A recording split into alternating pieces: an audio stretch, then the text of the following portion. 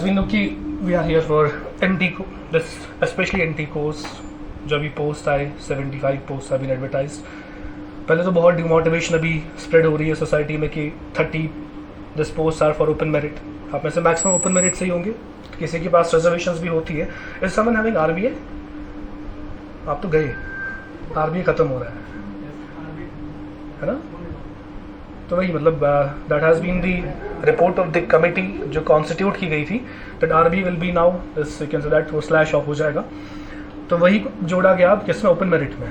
तो we can expect कि increase number of seats open merit में होंगी।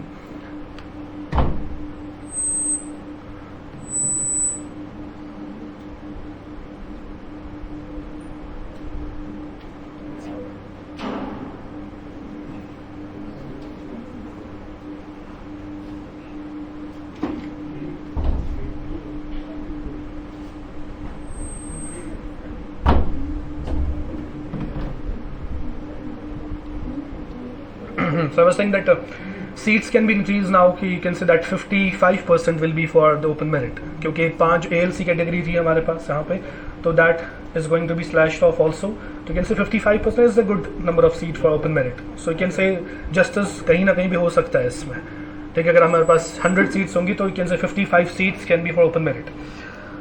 So वो तो ख़त्म हो गया ये जो दिस रिजर्वेशन वाला इशू था। अब रहा कि जो हमारे हाथ में है part, that is to work hard and study।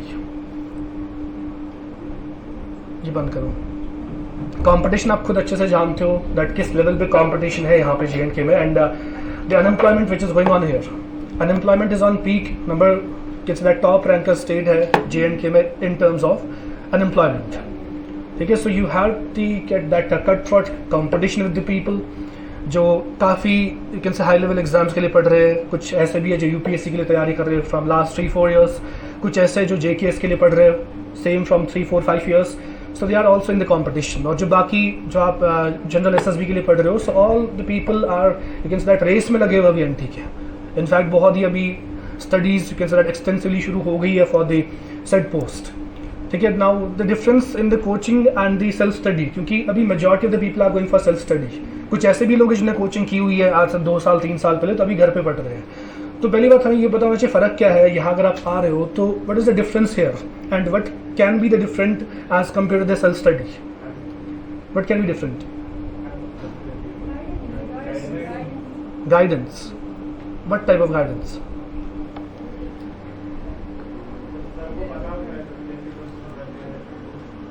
नहीं, ये झूठ है, ऐसा कुछ नहीं है। किसी को नहीं पता है कैसे टाइप ऑफ क्वेश्चंस आएंगे। तो if you are following in the trap of someone कि someone will guide you how questions will be there, that will be totally a lie, ठीक है। दिस ये कोई ट्रेंड सेट करने वाला है ही नहीं, ना तो इससे हायर एग्जाम्स के लिए, चाहे बीट फॉर UPSC और some other examination, beat SSB, no one knows कि what will be there in paper. The best thing we can do here for you is that we can give a holistic coverage of syllabus. That's the only thing we can go for, ठीक है। The faculties जो यहाँ पे आती है आपको पढ़ाने के लिए, we can provide the best content, that is it. But इतना ही नहीं है, अगर नॉलेज के बेसिस पे सिलेक्शंस होती, सिर्फ नॉलेज के बेसिस पे, तो बहुत सारे लोग अभी बहुत सारे पोस्ट पे होते हैं। आप खुद देखते होंगे अपनी सोसाइटी में आपके अराउंड कि काफ़ी सारे लोग कैपेबल है, they have lot of knowledge, मतलब बहुत ही है उनमें, कैलिबर है काफ़ी, लेकिन फिर भी अभी भी वो अनएम्प्लॉयड है। Reason for that unemployment are various. Like जब भी आप किसी पोस्ट के लिए डिज़ायर करते हो, that demand some qualities inside you. जब तक वो क्वालिटीज़ कंप्लीट नहीं होंगी तो आप क्वालिफाई भी नहीं कर पाओगे कभी। इट्स नॉट कि आपने हिस्ट्री पढ़ी, आपने पॉलिटी पढ़ी, आपने इकॉनमी पढ़ी, आपको पूरी हिस्ट्री पॉलिटी इकॉनमी पता है एंड यू विल क्वालिफाई, ठीक है। यू विल नॉट क्वालिफाई जब तक वो क्वालिटीज़ आपके अंदर नहीं होंगी। अब वो क्वालिटीज़ जो है उसमें कोचिंग इंस्टीट्यूट एक बहुत ही हाई रोल प्ले करता है अपना। You are not only here for content, content is there on the books, ठीक है। हम अगर हिस्ट्री यहाँ डिस्कस करने वाले हैं, ये आपको स्पेक्ट्रम से पूरा मिलेगा, राइट फ्रॉम, आप देखो यहाँ पे हमारे जो हिस्टोरिकल पार्ट लिखा है that is Indian national movement, जो सिलेबस है हमारा इंडियन नेशनल मूवमेंट आपको स्पेक्ट्रम बुक पे मिल जाता है, राइट फ्रॉम 1857 से लेके 1947 तक जब इंडिया आज़ाद हो गया। तो what different I can speak about that, whatever is there on books I will only narrate that story, ठीक है ना। So there is nothing different with me as compare to the जो हमारे पास books है।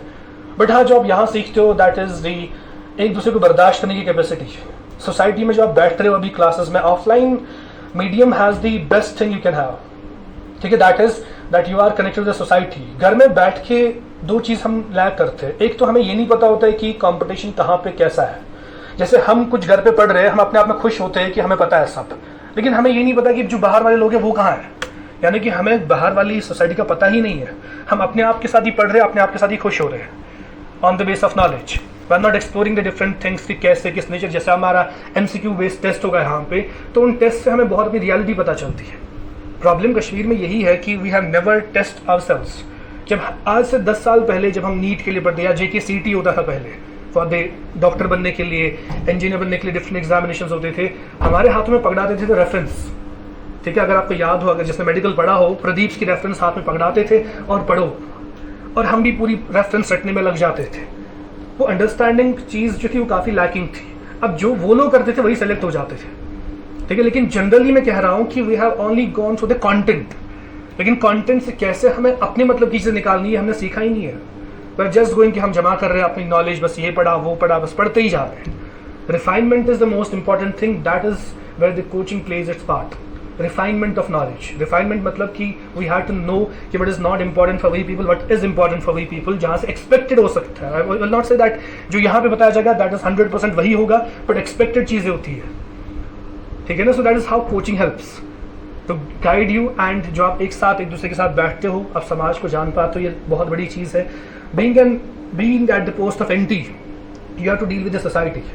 ठीक है, आपके पास लोग आएंगे डिफरेंट प्रॉब्लम्स लेके, how to deal with the people, that is a quality. ठीक है, every section of society, be it the women section, the old age section, youth, ठीक है, एक एल्डर सेक्शन हमारे सोसाइटी में, every type of people can visit to your office. But if you don't know how to deal with the people, you are not fit to be at that post. So that is how this society helps. जब आप यहाँ 10 लोगों के बीच में बैठते हो, यहाँ भी आप बहुत कुछ देखोगे। ग्रुपिज्म भी चलता है क्लासेस में। एक्सपेक्टेड नहीं होना चाहिए इस एज पे, जिस एज ग्रुप में आप सब हो। आप में से कुछ शायद जॉब भी करते होंगे कहीं पे, but still we create groups at this level, जैसे कि 12th क्लास के बच्चे होते हैं। तो इसमें यही सीखते हैं कि हाउ टू बर्दाश्त कैसे करना है एक दूसरे को। अगर कोई तेज है, फॉर एग्जाम्पल कोई कुछ बता रहा है कि हमें क्लास में ये चाहिए, बाकी कुछ और कह रहे हैं, how to deal with these events or circumstances, ये हम क्लास में सीखते हैं। तो शॉर्ट में we actually gain the quality of to, you can say that, एक दूसरे को बर्दाश्त करने की क्वालिटी हमें आ जाती है। That is how the class helps. तो ऐसा, और हाँ, struggle, class helps in struggle. जैसे कि आप दूर से आते हो, कोई किसी एरिया से आता है, आज इतनी गर्मी है, you are struggling for that struggle is the best thing. अब समझ रहे हो ना, अक्सर हम रिलीजन में स्ट्रगल बहुत दिखाते हैं। फॉर एग्जाम्पल वी परफॉर्म हज, ठीक है ना, तो हम वहाँ पे कोशिश करते हैं अपने पाँव पे सब कुछ करने की। क्यों करते हैं? क्योंकि हम समझते हैं अपने पाँव पे कुछ करेंगे तो उस पर ज़्यादा सवाब मिलेंगे। ये जनरल सोच है लोगों की, ठीक है। अदरवाइज हाँ, ऑप्शंस बहुत सारे और हैं। फॉर एग्जाम्पल यहाँ अमरनाथ यात्रा शुरू हो जाती है। अमरनाथ यात्रा करने के लिए बहुत सारे सोर्सेज हैं। कुछ हेलीकॉप्टर सर्विस भी लेते हैं, अच्छा, कुछ वो जो ह्यूमंस लेके जाते हैं उनको, पर वो भी एक सोर्स है। लेकिन maximum people try to go by foot. उसका रीज़न क्या है? Why they go by foot? अगर उनके पास पैसा भी है, they can afford helicopter ride up to the जहां पे यात्रा होती है, but still they prefer by foot. Reason? कैसी सेटिस्फेक्शन? कुछ किया, मतलब वो ये बताते हैं गॉड को कि वी स्ट्रगल्ड आप तक पहुंचने के लिए। उनको लगता है कि इससे हमारा ज्यादा वो एक्सेप्ट होगा। और हमारा भी ऐसा कुछ कॉन्सेप्ट है, जब हम भी जाते हैं अपने रिलीजियस प्लेसेस पे, हम स्ट्रगल ज्यादा करते हैं। क्या यहाँ पे एफर्ट नहीं कर पाते लोग इजीली हज करना? बिल्कुल कर सकते हैं, लेकिन वो जानबूझ के वैसी चीजें करते हैं जिसमें स्ट्रगल हो, क्योंकि उनको ऐसा लगता है कि गॉड वो चीज जल्दी एक्सेप्ट करते हैं जिसमें स्ट्रगल हो।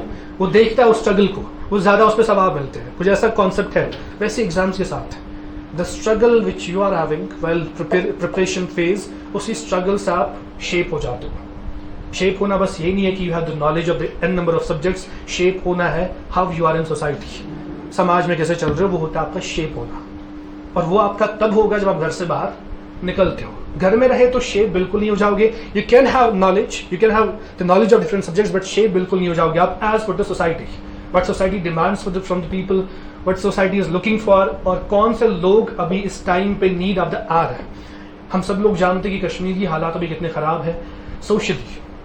आई will not talk politically because politically बहुत issues है, so if I will talk politically that will create issue for me. I'm saying socially बहुत सारी हालात अभी ख़राब है कहाँ पे, कश्मीर में। So इन हालातों को सुधारने के लिए the only thing which can be done is that we have to be right, the local Kashmiri people. इसमें कोई भी सेक्शन आता है, I am not talking based on the religion, whosoever Kashmiri, चाहे वो कश्मीरी पंडित हो, the Sikh community of Kashmir, we all are Kashmiris, we only can fix this problem. अगर हम डिपेंड रहे सिक्योरिटी एजेंसीज पे, अगर हम डिपेंडेंट रहे पॉलिटिकल एजेंसीज पे या कोई भी और एजेंसीज पे जिन पे हमें नजर है कि ये सुधारेंगे हालात, इनफैक्ट जो हमारे आजकल this section of Islamic scholars है, अगर उन पे भी डिपेंड रहे तो कभी कुछ सुधरने वाला है नहीं। सो ओनली थिंग जो इस समाज को सुधार सकता है वो आप खुद हो। When you are right then society can be corrected. Otherwise आप जानते हो, मैं बहुत बार एक कह चुका हूँ अपनी क्लासेस में, यहाँ के जो मौलवी साहब होते हैं उलेमास, उनके पास भी गिन चुन के 3-4 टॉपिक्स हैं, ठीक है ना, वो मैं बार बार 1000 बार भूल चुका हूँ सबसे, जो भी यहाँ पढ़ने आते हैं टॉपिक्स वही रहेंगे अभी भी, घर की बहू, बच्चे, ठीक है, और औलाद, इनका फर्ज क्या है। दे हैव नेवर स्पीक्ड ऑन माँ बाप, ठीक है, दिस इन लॉज, इन पे किसी ने बात ही नहीं की अभी तक और ना करेंगे, ठीक है। ड्रग्स कभी आप नहीं सुनोगे किसी मस्जिद में किसी फ्राइडे के दिन किसी ने बोला कि ड्रग्स की प्रॉब्लम है, we have to be responsible for that, no one is saying. सब अपने हाथ धो रहे अपनी जिम्मेदारियों से, ठीक है। दैट इज वाई अभी और बर्बादी चल रही है, क्योंकि हमें नहीं अभी समझ आ रहा है, हम अभी भी वेट कर रहे हैं, मौलवी साहब वो बोलेंगे, पुलिस वो करेगी, जबकि पुलिस ही मिली होती है ड्रग एडिक्ट के साथ। डू द रिसर्च, आप देखोगे अगर आप किसी को पकड़वाओगे, कंप्लेन करोगे किसी की, after 3 days he will B roaming free. 3 दिन के बाद आप उसे देखोगे फ्री घूमते हुए, क्यों? नेक्सस है पूरा। सो बचा क्या? सोसाइटी। जब हम ही ड्रग एडिक्ट्स के लिए जगह तंग करेंगे तभी जाके वो खत्म हो सकता है। Otherwise we are living in the fools paradise की फलानी एजेंसीज यहाँ पे कुछ कर सकती है, ठीक है। ये सब उन्हीं का प्लान होता है। It's actually deviation of Kashmir from the normal, जो हमारा हिस्टोरिकल बैकग्राउंड रहा है, हिस्टोरिकल पास्ट है हमारा, the culture, the glorious culture of this place, that is being diluted by introducing these things, by having the mental depression among the youth। आप देख रहे हो कि कितने सुसाइड केसेस बढ़ रहे हैं, हर महीने कम से कम 2-4 लोग खुद की जान ले रहे हैं। किसी ने उस पर बात की अभी तक? Have you ever heard? कभी किसी ने डिलीवर किया हुआ सरमन या कोई भी पॉलिटिशियन हो कि ये प्रॉब्लम्स क्यों हो रही है? इनके रूट कॉज तक कोई गया ही नहीं, ना तो जाना चाहता है कोई, सब लगे हैं बस पैसा कमाने में या अपना घर देखने में, या बस उन मसलों पे बात हो रही है जो इंपॉर्टेंट अभी है ही नहीं सोसाइटी के लिए। So that is the duty of we people. ये हम यहीं बाहर निकल के सीखते हैं कि प्रॉब्लम क्या है। सबसे पहली चीज होती है सवाल होना। अब जवाब तभी ढूंढ पाओगे, चीजों का तभी मजा आएगा आपको पढ़ने में, जब आपके मन में सवाल होंगे, आपके दिमाग में सवाल होंगे। If we are going to deal with history, history का क्या सिग्निफिकेंस है, क्वेश्चन ये होना चाहिए, why we have to study history. सबसे बड़ा सवाल ये है, अगर आप एंटी बनने जा रहे हो, फॉर एग्जाम्पल जितने भी बनेंगे आप में से, आपका काम है रेवेन्यू, जमीन का मसला देखना, तो how history is important for you people, why you have to go with history, how will history help you there. अब समझ लो, how will geography help you there. सवाल पहले होना चाहिए, तभी हिस्ट्री पढ़ने में मजा आएगा, क्योंकि आपको क्लियर कट पता होगा कि history, how history is going to help me in my field. जो भी हम पढ़ रहे हैं, it has a significance for your aspirant life, जो आप अभी जी रहे हो, जो आप पढ़ रहे हो, और इसके बाद जब आप सर्टेन कैटेगरी ऑफ एम्प्लॉयमेंट में होंगे, वहां पे भी इन सब्जेक्ट्स का certain, you can say that importance होती है। इंपॉर्टेंस तभी समझोगे जब आपके दिल में सवाल होंगे। सो फर्स्ट मोस्ट कंडीशन, जब आप एक इंस्टीट्यूट में जाते हो, आप पैसा पे करते हो, आपको बोलने की कैपेबिलिटी होनी चाहिए आप में, ठीक है। काफी सारे लोग ऐसे होते हैं जिनके मन में सवाल होते हैं, लेकिन वो शर्माते हैं पूछने से। शर्माते क्यों? कि बाकी हंसेंगे। वो क्यों हंसेंगे? बिलीव मी, जो भी क्वेश्चन होते हैं 90% लोगों को पता ही नहीं होती है क्या क्वेश्चन। तो no need to be that shy type of personality की पूछना ही नहीं है, बेइज्जती हो जाएगी पूछने में। नहीं, आप इसलिए नहीं आए हो यहाँ पे, आप हर एक चीज जानने आए हो, ठीक है। तो क्लास में जो भी आपके सामने आ रहा है, जो आपको समझ नहीं आ रहा है, वैसे समझने के लिए है नहीं इस फील्ड में कुछ भी, देयर इज नथिंग की टेक्निकल है कुछ, बट हाँ जो आपको कंफ्यूज कर रहा है कहीं ना कहीं पे, उन चीजों को पूछना चाहिए आपको। That is the foremost duty of your people. जो आपने पैसा यहाँ पे करोगे, उसको वसूल करने का तरीका यही होता है, when you are having everything clear when you leave the class. Otherwise अगर एक डाउट, आप कभी अपने साथ एक्सपीरियंस करो, मैं पढ़ा रहा हूँ और बीच क्लास में आपको कुछ डाउट क्रिएट हो गया, कुछ कंफ्यूजन क्रिएट हो गया, जो बाकी मैं पढ़ाऊंगा उसके बाद वो आपके दिमाग में नहीं जाएगा जब तक वो डाउट नहीं निकलेगा। अब कुछ बच्चे सोचते रहते हैं मैं पूछूं या नहीं पूछूं, पूरी क्लास उसी में निकल जाती है उसकी, और जो मैं 1 घंटे तक फिर से और आगे बताऊंगा वो सभी पूरा निकल जाता है उसी के साथ। आप वो सोच नहीं पाते हो चीजों को। सो जहां पे भी लग रहा है, so first most duty of you people is to ask the things, ठीक है, in context of the subject. Context के बाहर नहीं जाना आपको, ठीक है। सो बाकी रही सिलेबस की बात, आई होप कि जो अब इससे पहले फैकल्टी थी यहाँ पे उन्होंने कुछ डिस्कस किया होगा आपके साथ सिलेबस, उन्होंने अपना पोर्शन डिस्कस किया, दैट जो इसमें रीजनिंग पोर्शन है, वो डिस्कस हो गया। फिर रही बात जो ये वाला पूरा पोर्शन है, general knowledge and current affairs and general knowledge with special reference to JK UT, ये सब एक ही है, ठीक है ना। If you will see that यहाँ पे current events of national international importance है, ये हमें नेशनल लेवल पे भी पढ़ना है, इंटरनेशनल लेवल पे भी और कश्मीर लेवल पे भी पढ़ना है, जो भी करंट इवेंट्स इंपॉर्टेंट है। और फिर से सवाल यहाँ पे क्रिएट होता है, करंट अफेयर बहुत ज्यादा होता है, material and number of sources are there. बहुत सारे लोग कंफ्यूज होते हैं करंट अफेयर में करे क्या, ठीक है। Pick one source only, don't jump on the different sources. अगर आप ये सोचते हो डिफरेंट सोर्सेज से पढ़ के मैं कहीं आगे निकल रहा हूँ, बिलीव मी आप बहुत पीछे जा रहे हो। एक सोर्स पिक करो, what ever the sources, different channels है ऑन यूट्यूब। अक्सर लोग आजकल यूट्यूब भी कंसल्ट करते हैं करंट अफेयर के लिए, कोई एक चैनल उठाओ लेकिन उसको फिर रिलीजियसली फॉलो करो। डोंट डू दिस कि आज एक का देखा कल किसी और का देखा, ठीक है। Make crisp notes of those things, A4 sheets पे लिखना शुरू करो, क्योंकि best form of that this revising the things is your own hand written notes. अगर आप PDFs पे डिपेंड रहे, अगर आप नोट्स पे डिपेंड रहे, तो you can't have that edge जो खुद लिखते हैं चीज़ों को। लिखने का एक अलग प्रोसेस होता है, बट हाँ एक टाइम पे एक चीज़ हो सकती है। It should not be like that आप सुन भी रहे हो और लिख भी रहे हो, ठीक है। ह्यूमन ब्रेन इसलिए बना ही नहीं है, there is only one function you can do, या तो आप लिख सकते हो अच्छे से या तो आप सुन सकते हो अच्छे से, दोनों एक साथ नहीं हो सकते। So my this model of the class will be, जो हम डिस्कस करते हैं हम वो लिखते भी है, ठीक है, on the notebooks. What ever I discuss I make each and everything right here in the class। वही नोट्स अगर आप रिवाइज करेंगे, believe me you can have majority of the questions done in the examination, ठीक है। 90% I can guarantee that 90% questions can be done from those notes, because I make everything that crisp। and आपके लिए जो story formation part होती है, history में कहानी सुनने में बड़ा मजा आता है। हिस्ट्री अगर हमने रट्टा कर मारना शुरू किया तो सब जाया है। फिर you should have the story with you people, कि हिस्ट्री में अगर ये हो गया क्यों हो गया, इसका रीजन क्या था, किस वक्त पे हो गया, इसका सिग्निफिकेंस क्या था, इसका इम्पैक्ट क्या था समाज पे। सबसे बड़ी चीज़ है कि समाज पे क्या इम्पैक्ट है। जब आप हर एक चीज़ का इम्पैक्ट समझ पाओगे, तभी आप अपने पोस्ट को समझ पाओगे, तभी आप अपनी रिस्पॉन्सिबिलिटीज को समझ पाओगे, और तभी आप सोशल लाइफ को समझ पाते हो, ठीक है। That has to be there. So बस talking about current affairs, pick one source and go through the only source जो आपने पिक किया है। Don't change the sources frequently, ठीक है। It will lead to the mental depression, end पे आप कहीं नहीं पहुंचोगे, तो at the end you will be zero. So it's better कि एक सोर्स उठा, उसको 10 बार पढ़ा, ठीक है। Next is science and technology portion, ठीक है। फिर से ज्यादा करंट अफेयर पार्ट ही रहता है इसमें, थोड़ा बेसिक पोर्शन है इसमें। We will see that who will be dealing with science and technology. वो आपको यहीं पे करंट अफेयर के साथ बताएंगे कि साइंस एंड टेक्नोलॉजी का बेसिक क्या है, और करंट अफेयर जो भी होगा वो क्लास में डिस्कस होगा। It's majorly 70 to 80% of science and technology is current affairs, ठीक है। क्योंकि हमें पुरानी टेक्नोलॉजी के बारे में नहीं पूछते, जो भी नया कुछ हो गया है, चाहे वो इंडिया में हो या इंटरनेशनल लेवल पे हो, that will form this content of science and technology, ठीक है। Third will be environment, ecology and biodiversity. No need to explain this thing, we know that environment एक इंपॉर्टेंट सेक्शन बन चुका है। अभी जो हम देख रहे हैं जो चेंज है, इतनी गर्मी in the month of June या in the month of May भी बहुत गर्मी थी, ये सब क्या क्लाइमेट चेंज ही है, ठीक है। इसको क्लाइमेट चेंज कह सकते हो, इसको क्लाइमेट चेंज कह सकते हो। नो कौन कह रहा? जो आप अभी चेंज देख रहे हो, अभी आप हर रोज इंस्टाग्राम पे स्क्रॉल करते होंगे, नॉर्मल से 5 डिग्री ज्यादा गर्मी है, 100 साल पहले ऐसा होता था, वो सब बहुत कुछ देख रहे हो आप अभी, और है भी नॉर्मल नहीं है ये। But ever we are feeling now right now in Kashmir, it's not normal. But क्या हम इसको क्लाइमेट चेंज बोल सकते हैं?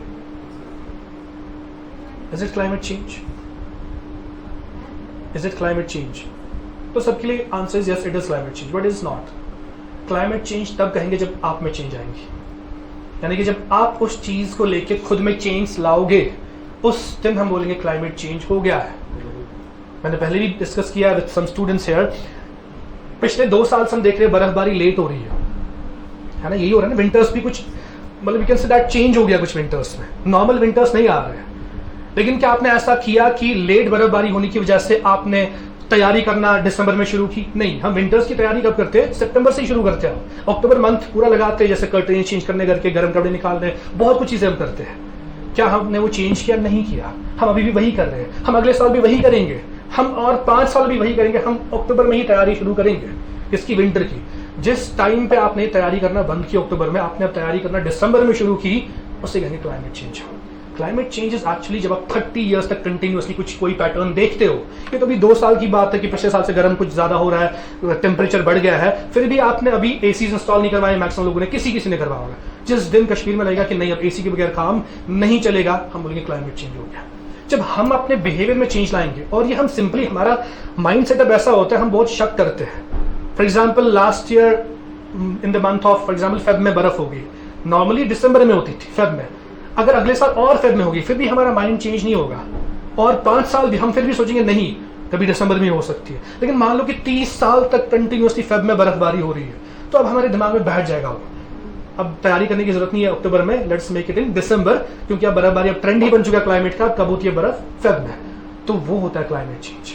ये 2 साल 3 साल की change, it's not a climate change, but it is there कि बहुत सारा you can say that global warming, you can say global warming है जो हो रहा है अभी, जिसकी वजह से काफी चेंज आए हैं किसमें, क्लाइमेट में।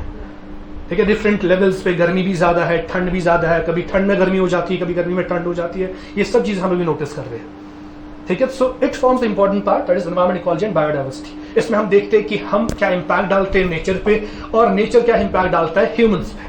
दैट इज दिस पार्ट, ये भी डिस्कस होगा with the faculty here, he will be completing this section with current affairs also, ठीक है, in the classrooms.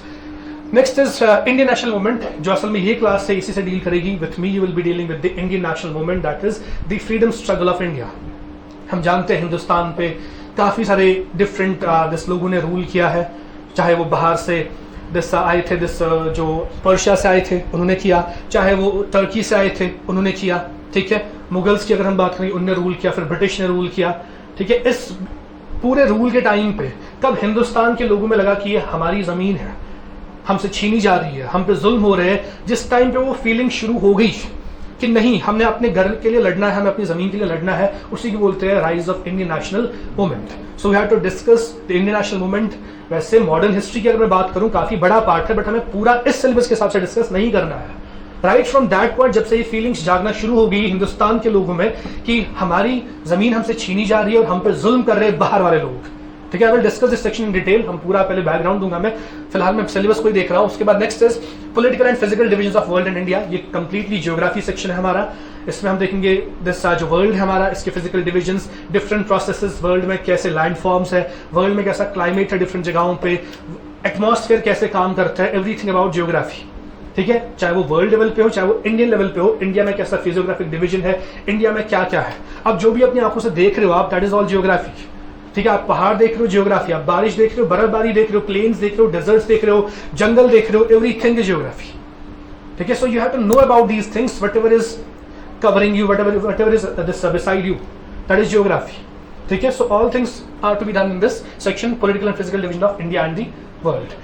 Next is Indian economy, everything whatever there is in economy, जैसे economy means how you manage the finances।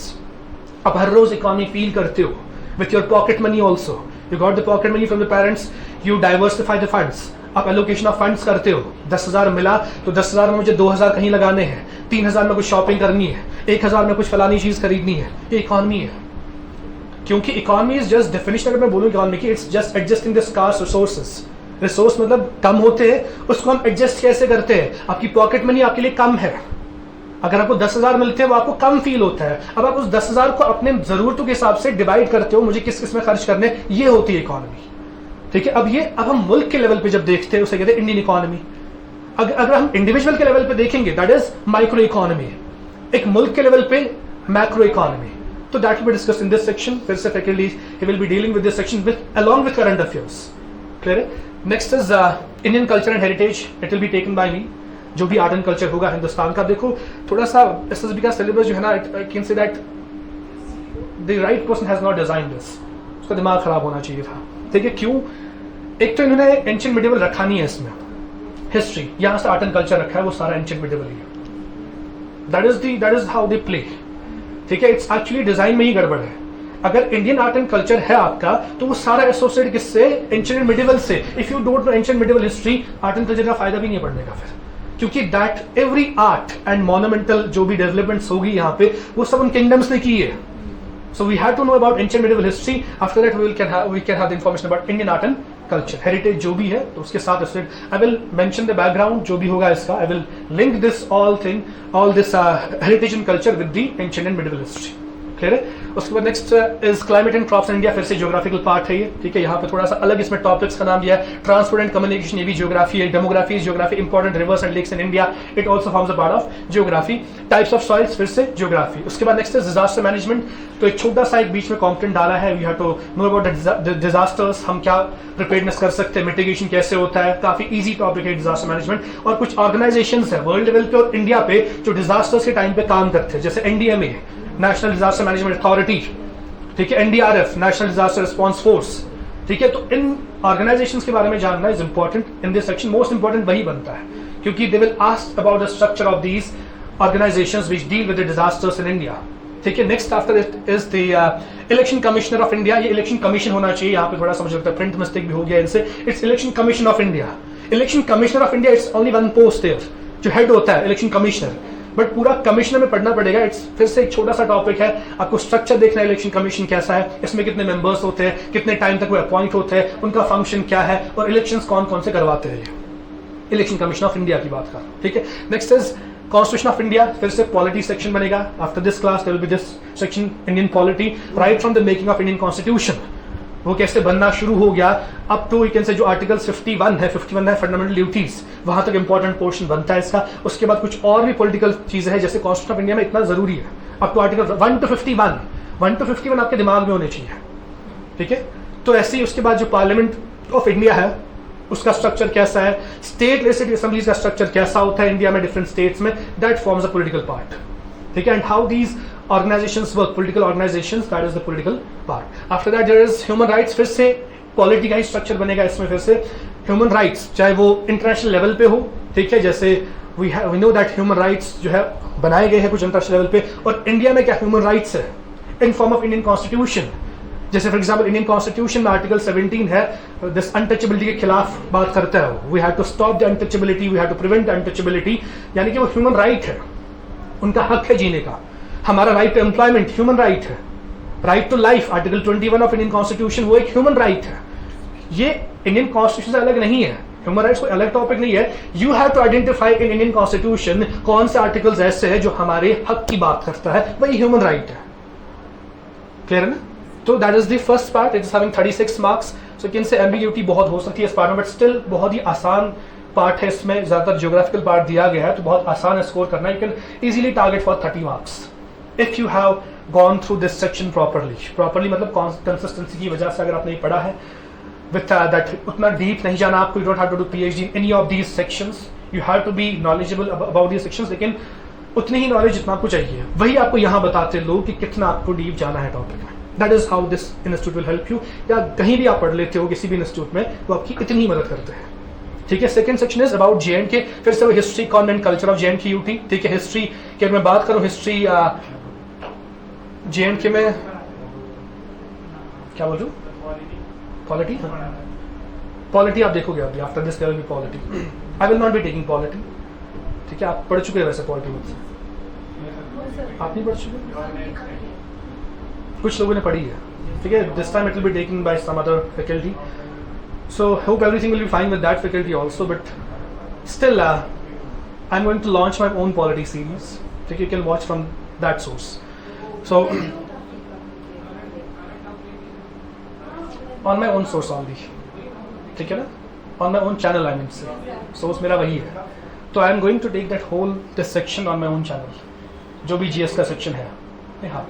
So उसके बाद the second is general knowledge with special reference to JK UT, we will have to go through all these जो हमने यहाँ देखा, ये हमें J&K UT के बारे में पढ़ना है, ठीक है। इसमें दो कुछ चीजें एक्स्ट्रा है, दैट इज रीऑर्गेनाइजेशन एक्ट जो लास्ट 2019 में हो गया, ठीक है, और J&K पंचायती राज एक्ट के कुछ अलग टॉपिक्स है इंडियन पॉलिटी में से दिए गए हैं। So we have to go through, बहुत ही इजी टॉपिक है, nothing to worry about these topics. बाकी जो भी रिवर्स हो, लेक्स हो, फ्लोरा एंड फौना, ये सब I mean say factual knowledge होती है। There is nothing technical, nothing to understand, only have to cram the things. रट्टा जितना मार सकते हो मार लो, वो आपके लिए फायदा है इस स्टेज पे।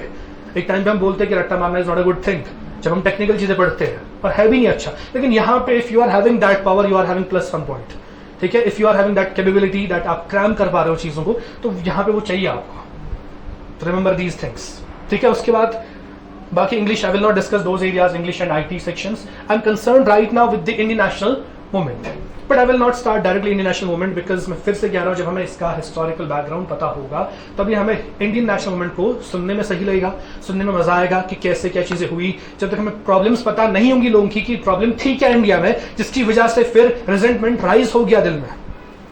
देखो, जानना बहुत बड़ी बात होती है। आप क्लास में यहाँ पे हो, हम कैसे बेस्ट फ्रेंड कहते हैं? How you will define best friend? Define best friend. Best friend होगा ना आपका? Define best friend. Who knows? Like about your religion, your character and क्या ये चीजें अल्टर हो सकती है? देखो सुनो, यहाँ की बात सुनो अच्छे से, मतलब you will have the benefit of this thing. क्या ये चीजें जो आपने आप दो चीजें कही, रिलीजन, क्या वो अल्टर हो सकता है? बिल्कुल हो सकता है। कल को कोई मुस्लिम था वो हिंदू बन गया, कोई हिंदू था वो मुस्लिम बन गया, तो that is not important know the character या रिलीजन। दूसरा आपने बोला कैरेक्टर, क्या कैरेक्टर चेंज हो सकता है? हो सकता है। सुधरते हैं ना कुछ लोग, कैरेक्टर सही हो गया, तो you can define, it's not that वो फिक्स नहीं है। बेस्ट फ्रेंड वो है जो आपकी हिस्ट्री जानता है, आप उसी को अच्छा दोस्त कहते हो, जो आपकी फैमिली में आता है, जो आपके माँ बाप के साथ भी कंफर्टेबल बैठने में है। क्यों है? क्योंकि वो आपके माँ बाप को भी जानता है, उनके नेचर को भी जानता है, वो आपका बेस्ट फ्रेंड है। फिर है ऑर्डिनरी फ्रेंड जो आप क्लासेस में बनाते हो, इनसे फ्रिक्वेंटली लड़ते हो आप, या नाराजगी बहुत होती है। क्यों? क्योंकि वो आपके नेचर को जानते ही नहीं है। तो definition of best friend is actually who knows your history, not the present context. कुछ दोस्त ऐसे भी होते हैं जो बदलते हैं लोगों को, अपनी बेस्ट फ्रेंड को बदल दिया। क्यों? उसको उसकी हिस्ट्री पता है, ये किस माहौल से आया हुआ है। ठीक है, अच्छा कभी आप ऐसा करते हो कि कोई आपने फ्रेंड बनाया, आपके घर वालों को पता चल गया इसने फलानी घर का फलानी लड़का फ्रेंड बनाया, वो आपको मना करते हैं, उस लड़के के साथ मत चलो। क्यों करते हैं मना? उनकी हिस्ट्री जानते हैं, वो किस खानदान से है, क्या उनका तरीका हो सकता है। आप बोलते अरे नहीं वो बहुत सुधरा हुआ है, वो उन जैसा नहीं है, स्टिल आपके माँ बाप को रोकते नहीं, हम जानते हैं, फिर बोलते खसलत कभी बदलती नहीं है। वही कहते हैं ना, मतलब this is the common thing in Kashmir.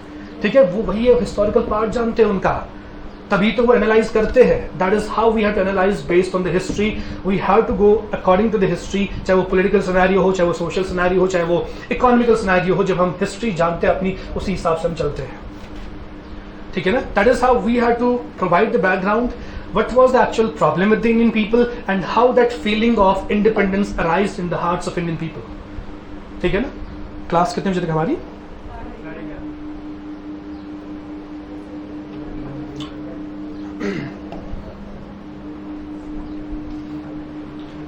So I will take 10 minutes more. After that I will end the class. History की अगर बात करें, there are 3 types of history. कौन कौन सी हिस्ट्री है? गलत। एंशिएंट, मिडिवल एंड मॉडर्न, ये हमने बस वक्त को बांटा हुआ है, जज्बातों को बांटा हुआ हमने। कैसे? किसी एक वक्त पे हिंदू रूल करते थे, हाँ, हमने उस वक्त को अलग बोला। डिफरेंशिएट हम कब करते हैं? जब डिफरेंस होगा। इट्स नॉट कि हमने एक सेम वक्त हमारा हिंदुस्तान में रहा है, हमने उसको डिफरेंट टाइम जोन में बांटा, यहाँ तक एंशिएंट, यहाँ तक मिडिवल, यहाँ तक मॉडर्न। नहीं, जब कुछ चेंज आई हमने उसी बेस पे डिफरेंशिएट किया। हम बोलते हैं हमारा वक्त before marriage and after marriage, ये हमारे 2 फेजेस हैं। बिफोर मैरिज कैसे थे, आफ्टर मैरिज कैसे थे, कुछ डिफरेंस आ गया आपकी लाइफ में। यू कांट बी, आपने जिंदगी पर शादी नहीं की, आप अपनी एज को डिफरेंशिएट नहीं कर सकते हो, क्योंकि आपने कभी कुछ चेंज लाई नहीं अपनी लाइफ में। जब आप कुछ मेजर चेंज लाते हो लाइफ में, तब से आपका वक्त अलग शुरू हो जाता है। अब कुछ लोग फिर बन जाते हैं जो बीवी के साथ ही होते हैं, फिर बोलते हैं बदल गया शादी के बाद। कुछ लोग ऐसे होते हैं जो बैलेंस करते हैं लाइफ को। The best thing is balancing, you should not be on the single side. ऐसा भी नहीं है कि बीवी को टाइम नहीं दिया, बस अपने खानदान में लगे हुए, वो भी गलत है।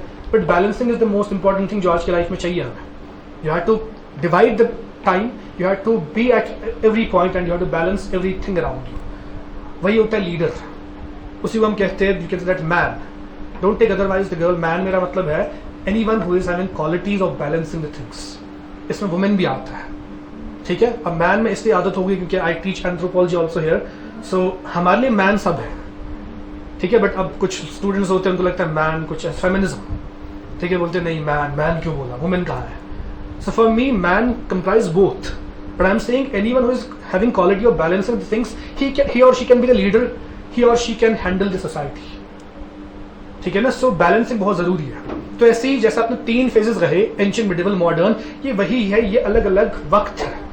जब चेंज आई हमने उस वक्त को कुछ और नाम दे दिया है। अगर हम एंशिएंट हिस्ट्री की बात करते हैं, उसमें कौन थे? हिंदू रूलर्स थे, मेजॉरिटी यहाँ पे हिंदू रूलर्स रूल कर रहे थे, डायनास्टीज रूल कर रही थी।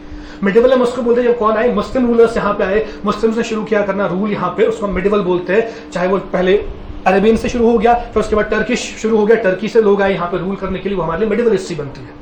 ऐसे फिर मॉडर्न, जब ब्रिटिश यहाँ पे आई, ब्रिटिश ने रूल करना शुरू किया, चाहे आप यूरोपियंस बोलो या ब्रिटिश बोलो, British was part of the Europe, ठीक है। तो सब जितनी भी कंट्रीज यहाँ से आई उनने यहाँ पे रूल किया, उसको हम मॉडर्न टाइम बोलते हैं। लेकिन ये टाइप्स नहीं हिस्ट्री के, ये बस टाइम फ्रेम अलग अलग है। टाइप्स कौन कौन से?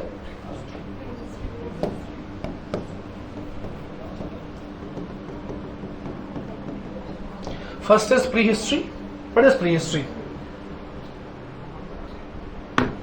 कर लो, ठीक है। वो जरा ये कर्टन हटा लो, वो साइड वाले।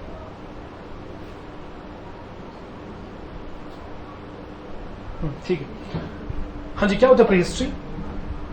What is pre history?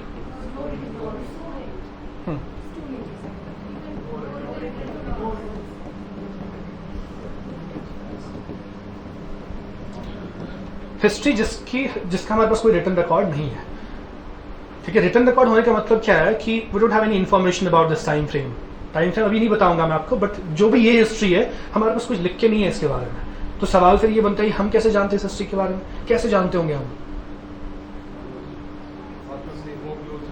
Photos. उस जमाने में कैमरास कहाँ थे?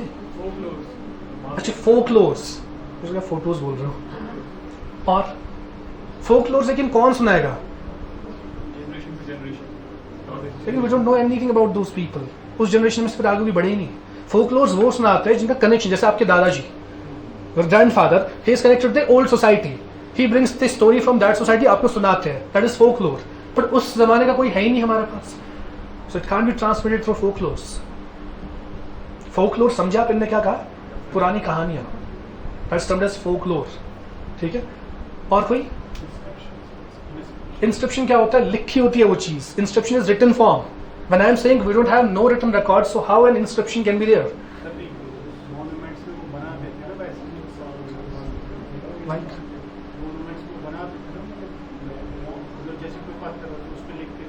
लिखने की बात आई ना, but we don't have any written. आपने खुद कहा उस पर लिखते थे, बट कुछ था ही नहीं लिखा हुआ इस बारे में। कैसे पता चलता है? एक्सकेवेशंस है, ठीक है। एक्सकेवेशन मतलब खोद के कोई चीज निकाली, फिर उसके बारे में कहानी खुद से बनाना। Let it be this pen is there, ठीक है। हम आज के ज़माने में समझ लो कि ये पेन जो एक पुरानी चीज़ थी, आज के ज़माने में पेन है ही नहीं, मतलब इसका कोई सिग्निफिकेंस है ही नहीं, ना इसकी कोई हिस्ट्री है हमारे पास।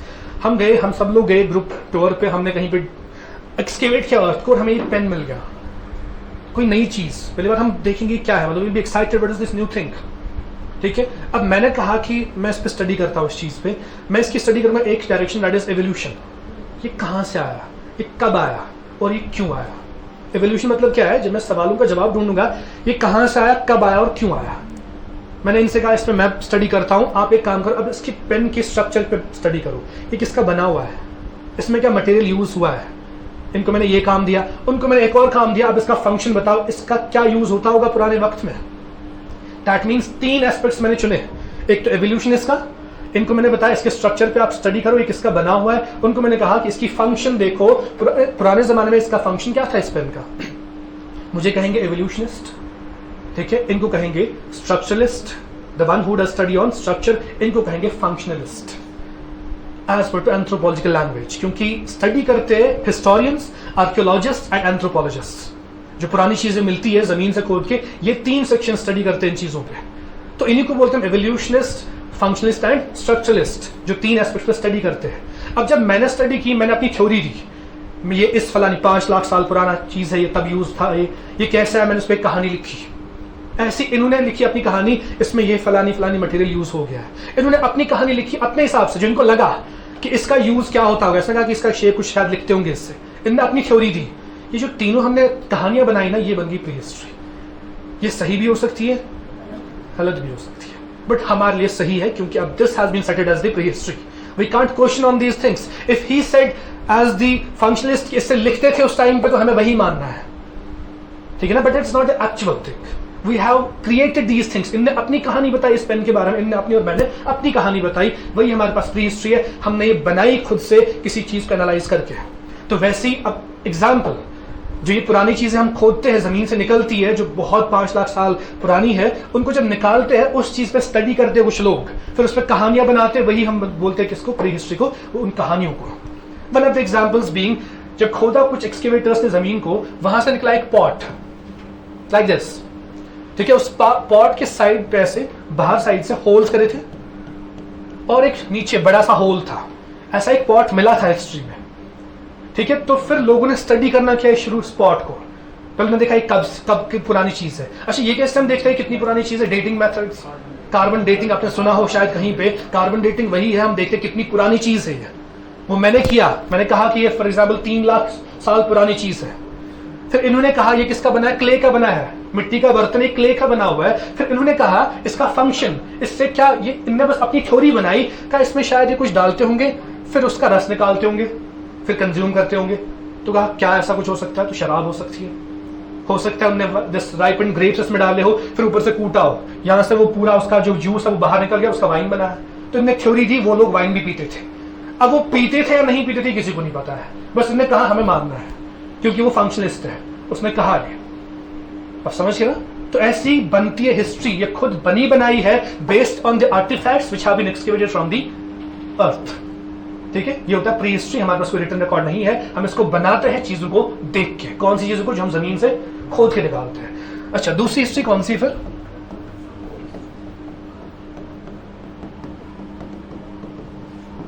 Second will be protohistory. Protohistory का क्या मतलब है?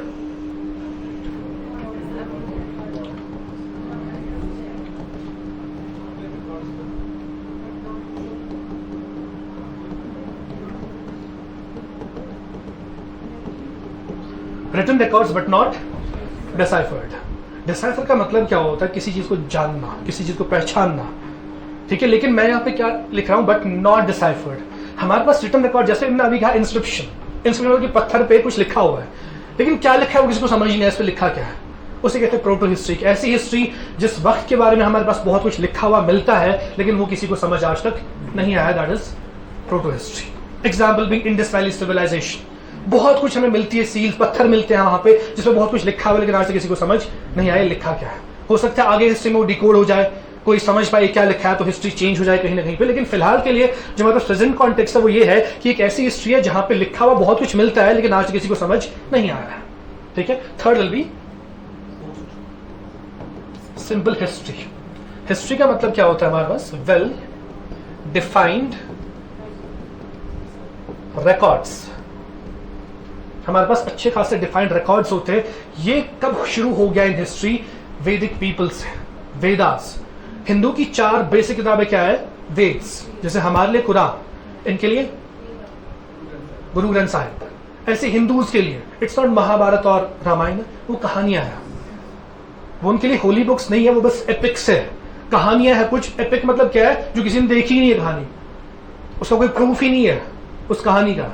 लेकिन उनके लिए जो मेजर बुक्स है वो क्या है? वेद्स, ऋग्वेद, अथर्ववेद, यजुर्वेद एंड सामवेद, उनकी होली टेक्स्ट है।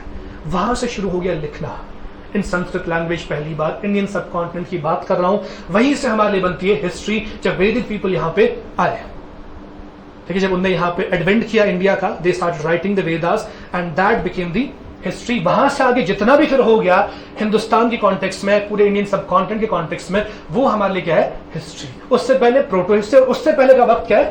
Pre history. ये 3 टाइप से किसके? हिस्ट्री के। बट हमारा जो अभी इस क्लास का मकसद है वो क्या है? वो हमारा मॉडर्न हिस्ट्री है। I will not go to this prehistory, protohistory and, ठीक है, जो भी इसमें पार्ट है वो मैं नहीं बताऊंगा, और हिस्ट्री का भी बहुत पार्ट हम छोड़ेंगे।